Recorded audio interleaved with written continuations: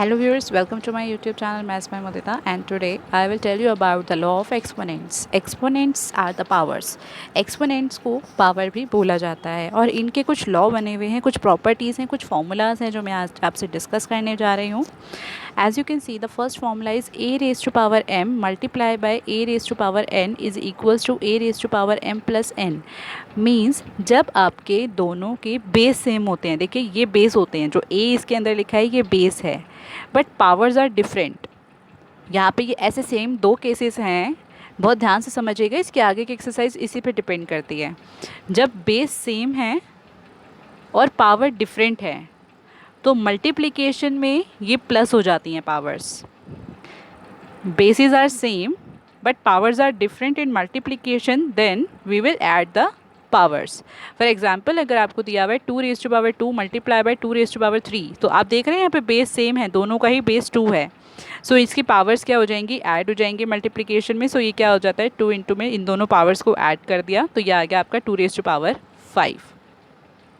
यही चीज़ अगर डिवीजन में हो, base same powers are different but divide हो रहा हो, तो उसमें माइनस हो जाता है.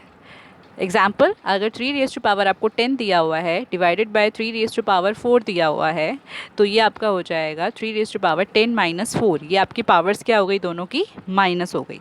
तो यहाँ पर आपका क्या आ गया, 3 रेज़ टू पावर 6. मतलब दोनों ही चीज़ें आप ध्यान दीजिए. देखिए, अगर मल्टीप्लाई है तो उसमें आपकी पावर्स ऐड होंगी और अगर डिवाइड है तो पावर्स माइनस हो जाएंगी. The condition is base should be same. मैं आपको इसकी ट्रिक बता देती हूँ. देखिए, आपको कैसे याद रहे कि भाई किस में मल्टीप्लाई कैसे माइनस हो सकता है, आप उल्टा लिखाएं. तो अगर मैं मल्टीप्लाई को थोड़ा सा रोटेट कर दूँ तो वो क्या बन जाता है, आपका प्लस बन जाता है. और अगर हम डिवीजन में से ये दोनों डॉट्स हटा दें तो क्या रह जाता है, माइनस. बस यही आपकी एक ट्रिक है.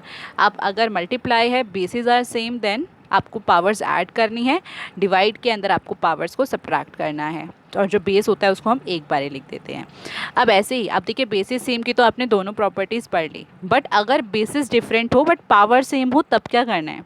अगर बेस सेम है बट पावर्स डिफरेंट, बेसिस अगर आपके डिफरेंट है बट पावर आपकी सेम है, तब ये जो बीच में साइन होता है ना, अगर मल्टीप्लाई है तो मल्टीप्लाई, डिवाइड है तो डिवाइड, हम वो साइन अप्लाई करके कंबाइन करके लिख देते हैं उनकी पावर को.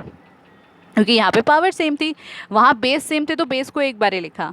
यहाँ आपकी पावर सेम है तो पावर एक बार ही आ जाएगी. तो ये क्या हो गया आपका, a मल्टीप्लाई बाय b इकट्ठा करके लिख दिया और इसकी पावर, होल की पावर क्या हो गई, m. अगर हम इसका एग्जाम्पल देखें, जैसे ये लिखा है आपका 5 raise to power 3 multiply by 2 raise to power 3. आप देख रहे हैं यहाँ पे दोनों के बेसिस अलग अलग हैं बट पावर्स आर सेम. तो हम क्या करेंगे, हमने इसको कंबाइन करके लिख दिया. मल्टीप्लाई हो रहा था तो मल्टीप्लाई कर दिया दोनों को, और पावर कंबाइन करके क्योंकि सेम थी तो लिख दी 3. तो यह आ गया आपका 5 टू 10 10 रेज़ टू पावर 3. यही सेम चीज़ अगर डिवीजन में होती है तो यहाँ पर भी वही चीज़ करते हैं. बीच का जो साइन हो रहा है उसको अप्लाई करो और कंबाइन करके ब्रैकेट में पावर को एक बार लिख दो. कैसे पता चला पावर को एक बार ही लिखना है, कि क्योंकि यहाँ पे पावर सेम थी.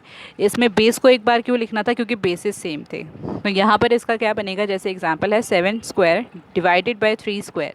सो आपको पता है दोनों की पावर क्या है, सेम है. सो हम क्या करेंगे, कंबाइन करके 7 अपॉन में 3 लिख देंगे और पावर क्या हो जाएगी इसकी 2, क्योंकि पावर सेम है. इसकी नेक्स्ट प्रॉपर्टी में होता है a raise to power m raise to power n. अगर इसकी पावर ऊपर एक और भी कुछ होती तो भी यही सेम प्रॉपर्टी लगती है. पावर्स आपस में क्या हो जाती है, मल्टीप्लाई. ये पावर जितनी मर्जी होती हैं ऊपर, वो सारी आपस में क्या हो जाती हैं, मल्टीप्लाई हो जाती हैं.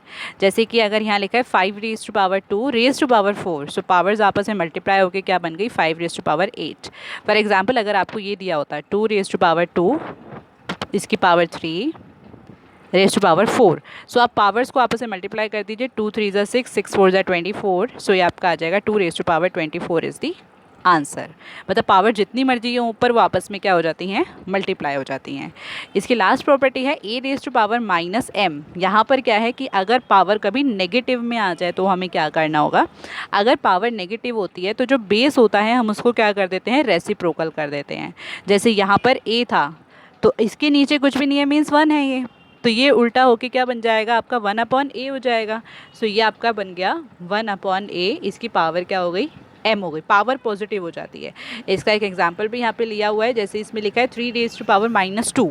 पावर को पॉजिटिव करने के लिए आप इस टाइम, ये 3/1 है तो इसको उल्टा करेंगे तो 1/3 हो जाएगा और पावर पॉजिटिव हो जाएगी.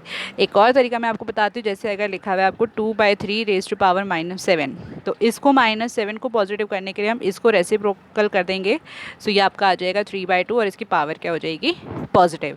ये आपके थे लॉ ऑफ एक्सपोनेंट जो आपकी कमिंग एक्सरसाइज में यूज़ होने वाले हैं। इनको अच्छे से समझिए। अगर आपको कहीं पे डाउट है तो आप पूछ सकते हैं कमेंट सेक्शन के अंदर।